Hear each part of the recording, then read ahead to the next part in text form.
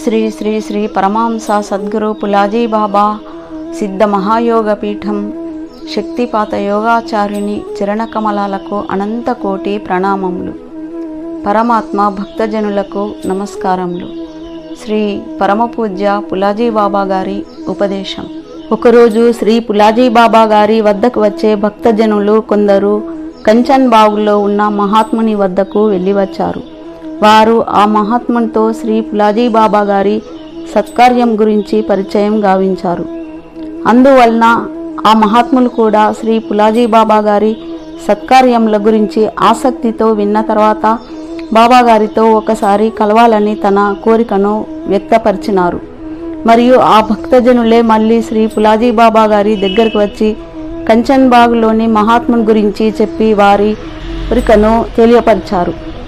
కంచన్ బాగు మహాత్ముని గురించి విన్న తర్వాత బాబాగారు అన్నారు కదా, ఎప్పుడైనా సమయం కలిసి వస్తే నిజామాబాద్కు వెళ్ళి కంచన్ బాగులో ఉన్న మహాత్మునితో కలిసి వద్దాం అంటూ తన అభిప్రాయం వ్యక్తం చేశారు. పులాజీ బాబా గారు ప్రతి ఒక్క మనిషికి 4 ప్రకారాలుగా అభిమానం ఉండాలి అని బాబాగారి దగ్గరికి వచ్చే భక్తజనులకు ఎల్లప్పుడూ బోధిస్తుంటారు. 1. స్వాభిమానం. ముఖ్యంగా తనకు తాను గుర్తించుకోవాలి. స్వ అంటే తన అంతరంగంలో ఉన్న ఆత్మను ధ్యానం చేస్తూ, మహాత్ముల సద్గ్రంథాలను చదువుతూ, సంతుల వచనాలను ఆచరిస్తూ ఉండటమే వ్యక్తి యొక్క స్వాభిమానం అవును. అదే స్వాభిమానం తనలో తాను తెలుసుకోవడమని బాబాగారు బోధిస్తారు. 2. జాతి అభిమానం. ఏ జాతిలో జన్మించామో ఆ జాతిని రక్షించుకోవాలి.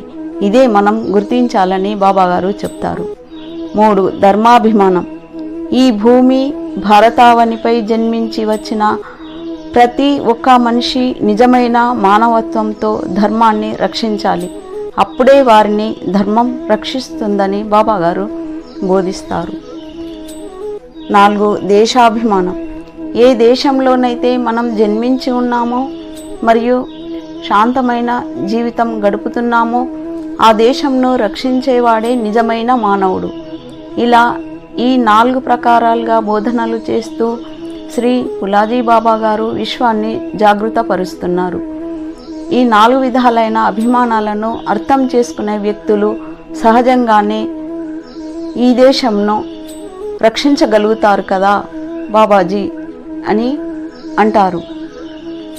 మహాత్ముడు అన్నాడు, శభాష్, ఈ రోజున ఇటువంటి సంతు మహాత్ములే అవసరం ఉన్నది. సరే, మంచిది. కంచన్ బాగు మహాత్ముడు అన్నారు కదా, ఈ గోశాల వ్యవస్థాపకుడికి చెప్పి శ్రీ పులాజీ బాబాకి నిజామాబాద్లో గుట్ట దగ్గర 1 ఎకరం భూమిని ఇచ్చే విధంగా చేస్తాను. ఆ స్థానంలో ఒక ధ్యాన మందిరం నిర్మించండి. ప్రతి నిత్యము శ్రీ పులాజీ బాబా గారి దర్శనం చేస్తూ ఉండాలి. అక్కడ ఉన్న ఇతర భక్తులకు కూడా ఆ మహాత్ముడు మార్గదర్శనం చేశాడు. తర్వాత ఇలా బోధించారు, మీరు ఎప్పటికీ నా మాటను గుర్తుంచుకోండి.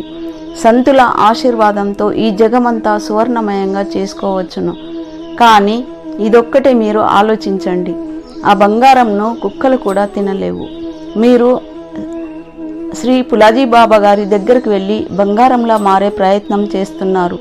మీరు ఆ బంగారంగా మారి ఏం చేస్తారు చెప్పండి? అలా బంగారంగా అయ్యే దానిలో ఏమి అర్థం లేదు అని తెలుసుకోండి. సంతుల దగ్గరకు వెళ్ళాలంటే మాయారూపమైన చాదర్ను వెనక తీసి వేసి వెళ్ళాలి. అప్పుడే వారు మీకు సువర్ణమయం చేస్తారు. ఒకవేళ మీరు మైలీ చాదర్ను వెంట తీసుకెళ్ళినచో మీ జీవితము దోబికా కుత్తా, నా ఘర్కా నా ఘాట్కా ఇలా అయిపోతుంది. అజ్ఞానులారా, చివరకు మీకు ఒకటే చెప్తాన్రా, వినండి. శ్రీ పులాజీ బాబా గారు కేవలం సంత్ కాదురా, ఈ మానవ రూపంలో కనిపించే గురువే కాదు. నిజంగా చూడాలంటే వారు ఫారస్మణి అయి ఉన్నారు.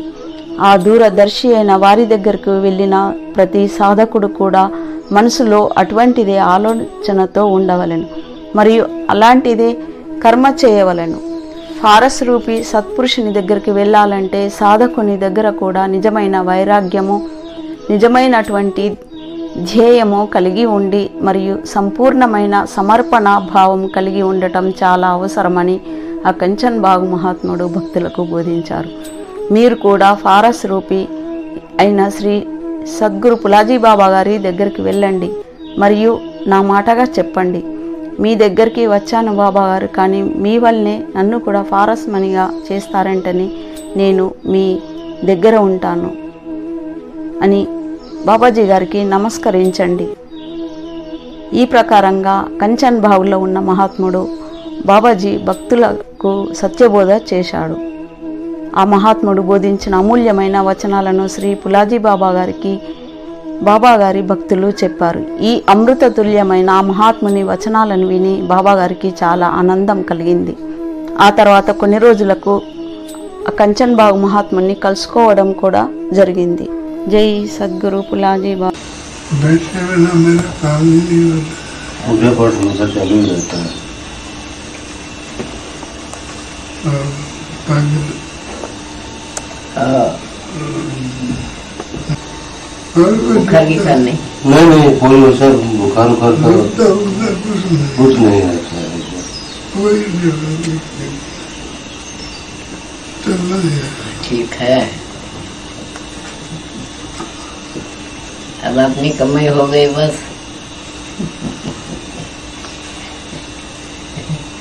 अब लोग कब तक जी आप बोले थे ना जगह दो बोल के, हाँ जगह मिल ही गई। अच्छा हाँ। चलो मैं बोला मिलने को जाएंगे। रेटिंग का सवाल जानते तो बस इतना ही है।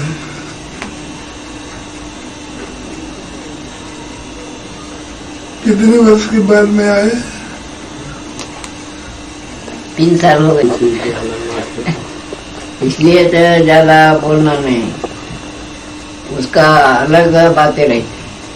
अलग बात है। अभी निराकार की बात है, मालूम है सब है, सब मालूम है। लेकिन कहाँ वाले हैं?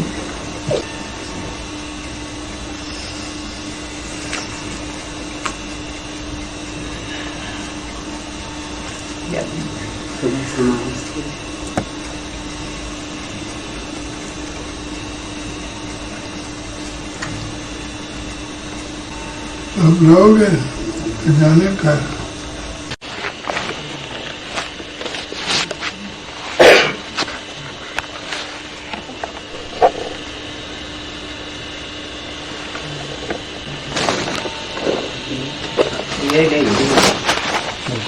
इसको बोलते हैं माया के पहली बार गए, इसका दिखे इसको फिक्र नहीं, इसको बोलते मोक्ष। पूरा ईश्वर का ध्यान भूलना, शरीर का भी ध्यान भूलना मरते टाइम, वहाँ मोक्ष है। बाल्य दशा, बच्चे को कुछ रहता क्या, मैं नंगा हो कि मैं संडास कहाँ बना, ये है देखो आखिरी महात्मे की जगह। वैभव कौन सा भी नको, शरीर की परवाह नको, बस अपने स्वरूप में मिलने का है, बस ये आखिरी।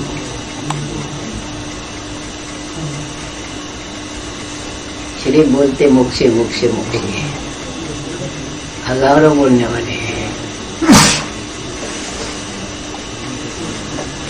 निज धाम नई स्वरूप बोलते, यानी अपने स्वरूप में मग्न होना। जहाँ से आए वहां न जाना, यहाँ से पैदाश हो गई। आखिरी वही अपने स्वरूप में मिलने का है, और आत्मा यहाँ से चले जाता।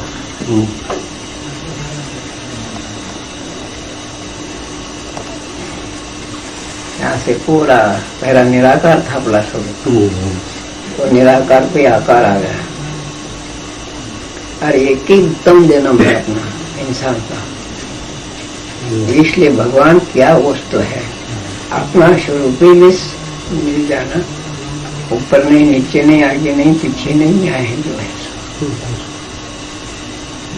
तो इंसान से इसका पता लगा सकता, बाकी इसको नहीं, दूसरे जन्म में बुद्धि नहीं, ज्ञान नहीं। इसलिए बोलते कि अपना इंसान जन्म है वो श्रेष्ठ है, ऐसा एक भी प्राणी बनाना।